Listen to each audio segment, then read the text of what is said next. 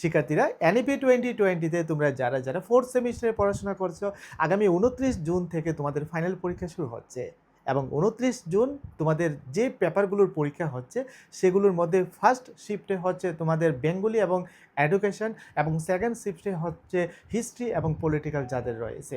আজকের এই ভিডিওতে আমি তোমাদের হিস্ট্রি এবং পলিটিক্যালের লাস্ট মিনিট সাজেশন দেব পেপার 7-এর উপর, এবং অন্য একটা ভিডিওতে তোমরা বেঙ্গলি এবং এডুকেশনের উপরেও লাস্ট মিনিট সাজেশন পেয়ে যাবে।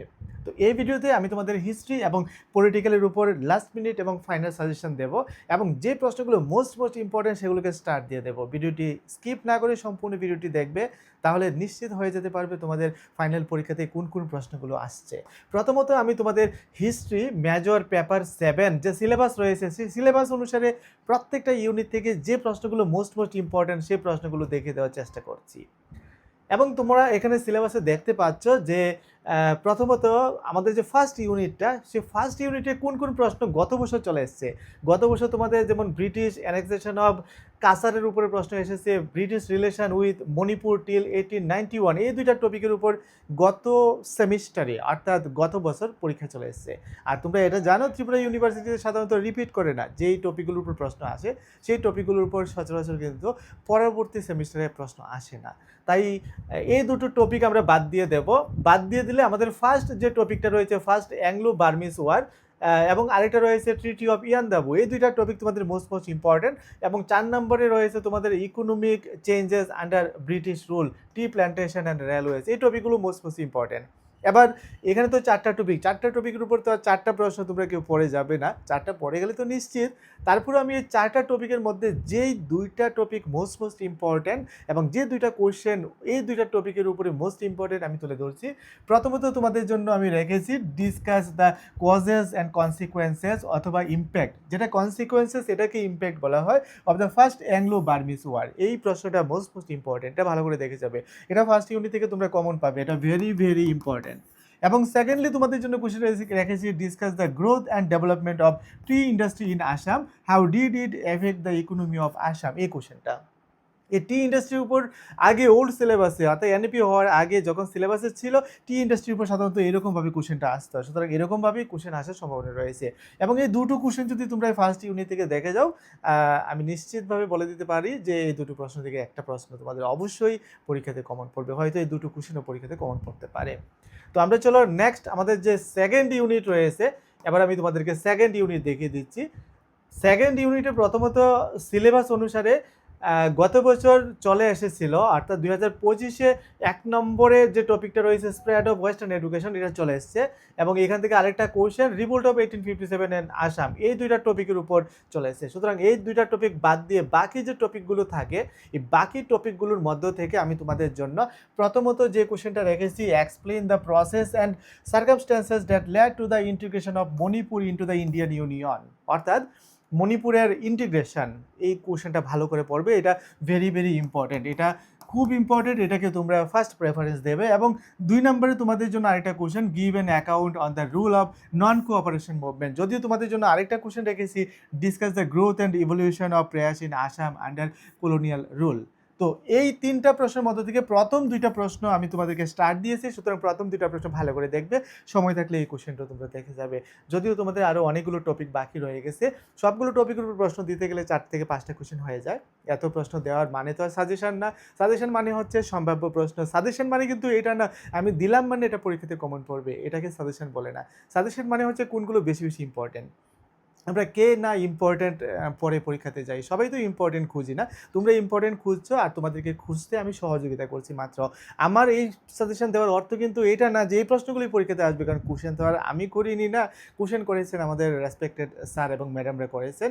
ওনারা বলতে পারবেন যে ওনারা কোন টপিকগুলোকে গুরুত্ব দিয়ে প্রশ্ন করেছেন। অনেক সময় গুরুত্বপূর্ণ টপিকগুলো দিয়েও প্রশ্ন করেন, আর যেগুলো গুরুত্বপূর্ণ নয় ওইগুলো দিয়েও প্রশ্ন করেন, শুধু দেখার জন্য স্টুডেন্টরা সব পড়ে যায় কি না। কারণ স্যার ম্যাডামরা বা শিক্ষা দপ্তর কিন্তু চান না যে আমরা শুধুমাত্র ইম্পর্টেন্টগুলো দেখে পরীক্ষাতে পড়ে যাই, ওনারা চান আমরা যাতে পুরো সিলেবাস পড়ে যাই। তারপরেও গুরুত্বপূর্ণ প্রশ্নগুলোর উপরেই প্রশ্ন করা হয় সব সময়। আর যখন এই গুরুত্বপূর্ণ প্রশ্নগুলোর উপর জোর দিয়ে প্রশ্ন করা হয় তখনই কিন্তু আমাদের সাজেশনের সাথে মিলে যায়। আর যখন গুরুত্বপূর্ণ প্রশ্নগুলোর উপর গুরুত্ব দেওয়া হয় না তখন আমাদের সাজেশন মিলে না। তোমাদেরকে যে সাজেশন দিই তখনই কিন্তু আমরা টিচাররা খারাপ টিচার হয়ে যাই, যে সাজেশন দিতে পারলো না। তো যাই হোক, এত কথা বলে লাভ নেই। আমাদের প্রত্যেকেরই সাজেশন অনুসারে পড়াশোনা করা উচিত ভালো রেজাল্টের জন্য। কারণ বেশি বেশি পড়ে গেলে এত পড়া মনে রাখা যায় না, পরীক্ষাতে লেখা যায় না। কথা খুব বেশি হচ্ছে, তাই না? কথা কম, কাজ চলো বেশি হবে। এবার চলো আমাদের নেক্সট ইউনিট থেকে তোমাদের জন্য আমি সিলেবাস অনুসারে প্রথমত দেখে নেই যে কোন দুইটা টপিক বাদ দিয়ে দিয়েছি appointment of the political agent, বাদ দিয়ে দিয়েছি জমাতিয়া মুভমেন্ট যেটা ছিল। এই দুইটা টপিক যদি বাদ দিই সিলেবাস থেকে, তাহলে এবারের জন্য মোস্ট ইম্পর্টেন্ট টপিক হচ্ছে প্রথমত briefly discuss the impact of the great revolt of 1857 on Tripura. অর্থাৎ ত্রিপুরাতে 1857 সালে যে রিভোল্ট হয়েছিল এই টপিকটা পড়বে ভালো করে। এবং সেকেন্ড তোমাদের জন্য রেখেছি discuss the evolution of the relationship between the British and hill Tripura, পার্বত্য ত্রিপুরার সাথে ব্রিটিশদের যে সম্পর্ক। এই দুইটা প্রশ্ন একটু জোর দিয়ে পড়বে। তারপর সময় থাকলে তোমরা discuss the causes and results of the Tripura revolt of 1850 এটা পড়ে যাবে। যদিও আরও অনেক টপিক রয়ে গেছে, স্কিপ করে যেগুলো আমার কাছে বেশি বেশি ইম্পর্টেন্ট মনে হয়েছে আমি সেগুলো দিয়েছি, তোমরা সেগুলোর উপর জোর দিয়ে পড়বে। আর অবশ্যই তোমরা যদি অন্য টিচারের সাজেশন পড়ে থাকো, আমার কথা শুনে ওই অন্য টিচারের সাজেশন ফেলে দিয়ে আমারটা পড়তে আসবে না। তো তোমাদের যার উপরে ভরসা বেশি থাকবে সেগুলোই পড়বে, অথবা কম্বাইন করে পড়তে পারো। আমি কি সাজেশন দিলাম, অন্য টিচার কোন সাজেশন দিল, সবগুলো মিলিয়ে তোমরা পড়তে পারো। এইভাবে কিন্তু পড়া উচিত, ঠিক না? এবার চলো আমাদের নেক্সট ইউনিট এবং ইউনিট 4 এবং ইউনিট 4 থেকে তোমাদের সিলেবাস থেকে আমি বাদ দিয়ে দিয়েছি জনশিক্ষা মুভমেন্ট, কারণ এই টপিকের উপর প্রশ্ন চলে এসেছে। Integration of Tripura to Indian union, এটাও বাদ দিয়ে দিয়েছি, এটার উপর প্রশ্ন চলে এসেছে। আর যে দুইটা টপিকের উপর বেশি গুরুত্ব দিয়েছি, প্রথমত discuss the era of modernisation reformative measures introduced by Maharaja Birchandra Manikya. Most important প্রশ্ন। যদি প্রশ্ন ইম্পর্টেন্ট অনুসারে করা হয় তাহলে ভেরি ভেরি ইম্পর্টেন্ট, এবং এই প্রশ্নটা পরীক্ষাতে আসবেই। মিলিয়ে দেখবে আমার সাজেশনের সাথে পরবর্তী সময়ে। তারপর আরেকটা কোশ্চেন দিয়েছি discuss the relation between Rabindranath Tagore and the princely state of Tripura. এত ইম্পর্টেন্ট প্রশ্ন যে আগের ওল্ড সিলেবাসে এই টপিকটা ছাড়া প্রশ্নই হতো না। সুতরাং এখন যদি ইম্পর্টেন্ট অনুসারে প্রশ্ন করেন তাহলে এই টপিকটা তো অবশ্যই দিবেন না। আরেকটা প্রশ্ন রেখেছি discuss the contribution of princely core towards development of Bengali language and literature. Old সিলেবাসে অনেকবার এসেছে এই প্রশ্নটা, তাহলে কেন আসবে না? তারপরেও এই প্রশ্ন থেকে বেশি ইম্পর্টেন্ট হবে উপরে দুটো ভালো করে পড়ে সময় থাকলে লাস্ট কোশ্চেনটা তোমরা দেখে যাবে। তাহলে এই হচ্ছে আমাদের হিস্ট্রি মেজর পেপার 7-এর সাজেশান। আমি প্রে করছি যাতে এই সাজেশন থেকে কমন পড়ে যায়, তোমরাও যাতে এই সাজেশন পড়ে আমার সাজেশন ফলো করে যাতে না ঠকো, যাতে আমার প্রতি তোমাদের রেসপেক্টটা বেড়ে যায়। কারণ সাজেশন কমন না পড়লে টিচারের প্রতি রেসপেক্ট থাকে না। তো যাই হোক, সব ছেড়ে দিলাম উপরওয়ালার কাছে, আশা করি কমন পড়বে। ঠিক আছে, এবার চলো যাদের পলিটিক্যাল সায়েন্স রয়েছে, পলিটিক্যাল সায়েন্সের সাজেশনটা আমরা দেখে নিচ্ছি। তো আমরা পলিটিক্যাল সায়েন্সেও সেমভাবে সিলেবাস ধরে ধরে যে প্রশ্নগুলো এসেছে ওই প্রশ্নগুলোকে ছেড়ে দেবো, আর যে প্রশ্নগুলো আসেনি ওইগুলোর উপর বেস করে তোমাদের জন্য সাজেশন দেবো এবং স্টার মার্ক দেবো। প্রথমত ফার্স্ট ইউনিটে আমরা দেখে নিচ্ছি। ফার্স্ট ইউনিটে তোমাদের যে টপিক ছিল এখান থেকে চলে এসেছে, দেখো ইভলিউশন অফ দ্য ডিসিপ্লিন, এটার উপরে কোশ্চেন চলে এসেছে। নন স্টেট অ্যাক্টরসের উপর কোশ্চেন চলে এসেছে। তাহলে এই দুইটা টপিক যদি বাদ দিই, বাকি যে টপিকগুলো থাকছে বাকি টপিকগুলোর মধ্যে থেকে ইম্পর্টেন্ট দিয়েছি তোমাদের discuss the rule of state as an actor. এই কোশ্চেনটা তোমাদের জন্য রেখেছি, rule of state as an actor of the international politics. এখানে কোশ্চেনটা একটু ওভারল্যাপ হয়ে গেছে, কোশ্চেনটা এখান থেকে শুরু হবে। Discuss the rule of state as an actor of international politics. এই কোশ্চেনটা ভেরি ভেরি ইম্পর্টেন্ট, এই কোশ্চেনটাকে তোমরা দেখে যাবে। আরেকটা কোশ্চেন রেখেছি explain the concept of sustainable development in the context of global politics. এই কোশ্চেনটাও রেখেছি। আর 3 নম্বরে একটা কোশ্চেন দিয়েছি discuss the concepts of power sovereignty and security in international relation. এই দুইটা কোশ্চেন বেশি বেশি ইম্পর্টেন্ট, এই দুইটা কোশ্চেন জোর দিয়ে পড়বে, সম্ভব হলে লাস্ট কোশ্চেনটাকেও পড়ার চেষ্টা করবে ইউনিট 1 থেকে। এবার ইউনিট 2 থেকে সত্যি কথা তোমাদের পলিটিক্যাল সায়েন্সের পেপার 7-এর সাজেশনটা তৈরি করে আমি খুব বেশি একটা মজা পাইনি, কারণ ইম্পর্টেন্ট টপিকগুলো সবগুলো গত বছর চলে এসছে, আর যেই টপিকগুলোর উপর আসেনি গত বছর ওইগুলো খুব বেশি একটা ইম্পর্টেন্ট না, আর ওইগুলোর উপরে কোশ্চেন বানাতেও আমার খুব বেশি একটা ভালো লাগেনি, তারপরেও বানাতে হয়েছে। তো টেনশন করবে না, কমন কিন্তু পরীক্ষাতে পড়বে। তো এখানে 401-এ ইউনিট 2-তে তোমাদের জন্য যে সিলেবাসটা রাখা হয়েছে সেই সিলেবাস অনুসারে কোশ্চেন চলে এসেছে ন্যাশনাল পাওয়ারের উপরে, কোশ্চেন চলে এসেছে লিবারেলিজমের উপরে। আর যে টপিকগুলো বাকি রয়েছে, ওরে বাবা অনেকগুলো টপিক, কোনটাকে ছেড়ে কোনটাকে দিয়ে বানাবো এটা নিয়ে আমি ভেবেছি 1 ঘন্টা, তারপর তোমাদের জন্য প্রশ্ন তৈরি করেছি। তাহলে কমন পড়ার সম্ভাবনাটা কিন্তু কম, কিন্তু এক্ষেত্রে আমি বলে দিচ্ছি যেটা সত্যি সেটা বলে দিচ্ছি। এতগুলো টপিকের মধ্যে বেশিরভাগই এখানে দেখো প্রায় প্যারালাল। ইম্পর্টেন্টের কথা যদি বলি, কোনটাকে ছেড়ে কোনটাকে করব এটা বোঝাই মুশকিল। তারপরও আমি এগুলো থেকে যেটা আমার কাছে ইম্পর্টেন্ট মনে হয়েছে তুলে এনেছি। যেমন এখানে প্রথমত তোমাদের জন্য রেখেছি discuss the theory of realism in international politics. এই রিয়েলিজমের টপিকটা রেখেছি।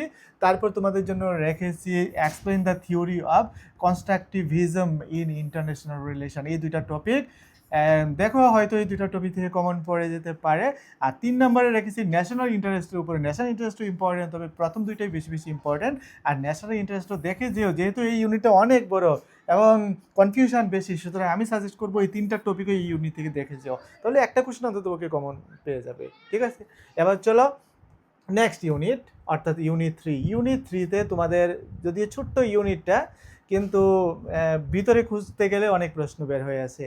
তো এখান থেকে মার্কসিজমের উপর চলে আসছে, পোস্ট কলোনিয়ালিজমের উপর চলে আসছে, আর রয়েছে এখানে পোস্ট মডার্নিজম অ্যান্ড ফেমিনিজম। এই দুইটা টপিক রয়েছে এবং এই দুইটা টপিকের উপর তোমাদের জন্য কোশ্চেনও আমি রেখেছি দুইটাই এবং কমন পড়বে। Examine the feminism approach to international relations, very very important এবং পরীক্ষাতে পাবে। এবং আরেকটা question discuss the characteristics of post modernism in international relation, এখান থেকেও পাবে, ভেরি ভেরি ইম্পর্ট্যান্ট। এবং এই দুইটা কোশ্চেন পড়ে যেতে পারো। যাদের একেবারেই পড়া হয়নি পলিটিক্যাল সায়েন্স, যদি রিস্ক নিতে চাও একটা কোশ্চেন পড়ে যেও, উপরে কোশ্চেনটা পড়ে যেও যদি রিস্ক নিতে চাও। কারণ রিস্ক মানে কি, রিস্ক মানে হচ্ছে জুয়া খেলার মতো, লাগলেও লাগতে পারে, না লাগলেও না লাগতে পারে। সুতরাং রিস্কটা তখনই নেবে যাদের কিচ্ছু পড়া হয়নি, সময় নেই তারা, আর যাদের সময় আছে রিস্ক নেবে না, দুইটাই পড়ে যাবে। এবার চলো আমাদের ইউনিট 4। ইউনিট 4এও সেমভাবে তোমাদের ছোট্ট সিলেবাস, এবং এই ছোট্ট সিলেবাস থেকে non western perspectives in IR, international relation, এটা চলে এসছে। Indian and Chinese perspectives in IR, এটাও চলে এসছে। আর ছোট্ট একটা টপিক আমাদের জন্য রেখে দিয়েছে। এই ছোট্ট একটা টপিক থেকে আমরা প্রশ্ন বানিয়েছি তোমাদের জন্য, আশা করি কমন পড়বে। তো এখান থেকে তোমরা পড়বে যে examine the Chinese perspectives in international relations, এই কোশ্চেনটা তোমরা পড়বে। যদিও এই কোশ্চেনটার উপর চলে আসলেও রিপিট হবে, যেহেতু এখানে আর কোনো টপিক নেই দেওয়ার মতো, তো রিপিট হতে পারে। আর এটা question compare the Indian and Chinese perspectives in international relations, এই কম্পারিজনটা পড়তে পারো। এই দুইটা কোশ্চেনই পড়তে পারো, কারণ যেই টপিক আমাদের বাকি রয়ে গেছে আর যেই টপিকগুলো চলে এসছে এগুলোর উপর মিলিয়ে অল্টারনেটিভভাবে এই দুইটা কোশ্চেন তৈরি করা ছাড়া আর কোনো উপায় নেই। সুতরাং এই দুইটা কোশ্চেন তোমরা পড়ে যাও। এই দুইটা কোশ্চেনই ভেরি ভেরি ইম্পর্টেন্ট এবং আসলে এই দুইটা কোশ্চেন থেকে পরীক্ষাতে আসবে এবং কমন পাবে। সেই সাথে শেষ হলো আমাদের 4টা ইউনিট থেকে তোমাদের জন্য সাজেশন দেওয়া। সময় নষ্ট না করে এখনই পড়তে বসে যাও, কারণ সময় খুব কম, হাতে গোনা। তো আগামীকালকে আমি চেষ্টা করব তোমাদের জন্য পরের পেপারের, অর্থাৎ পেপার 8-এর সাজেশন দিয়ে দেওয়ার। যদি পেপার 7 কমন পড়ে অবশ্যই কমেন্টে জানাবে যে কার কয়টা কমন পড়েছে, কার কেমন পরীক্ষা হয়েছে, তাহলে তোমাদের জন্য সাজেশন বানানোর জন্য আমি মোটিভেশন পাবো। আর হ্যাঁ, যদি আমাদের স্কুল অফ মেরিটের সাজেশন তোমাদের প্রয়োজন হয়, আনসার প্রয়োজন হয়, তাহলে গুগল প্লে স্টোরে আমাদের স্কুল অফ মেরিটের মোবাইল অ্যাপ রয়েছে। মোবাইল অ্যাপ ইনস্টল করে নিলে ঘরে বসেই কিন্তু সেমিস্টারের শুরু থেকে আমাদের সাথে অনলাইনে স্টাডি করতে পারবে। ইন্টারনাল পরীক্ষার প্রশ্নপত্রের সমাধান, অ্যাসাইনমেন্টের সমাধান, ফাইনাল পরীক্ষার সাজেশন সবগুলো পেয়ে যাবে সেমিস্টারের শুরু থেকে। সুতরাং যারা নতুন, যারা আমার ক্লাস আজকে প্রথম দেখছো, গুগল প্লে স্টোরে চলে যাও, ওইখান থেকে স্কুল অফ মেরিট লিখে আমাদের অ্যাপটা ডাউনলোড করে নাও। আর বিস্তারিত জানতে কল কিংবা হোয়াটসঅ্যাপ করতে পারো স্ক্রিনে দেওয়া মোবাইল নম্বরে।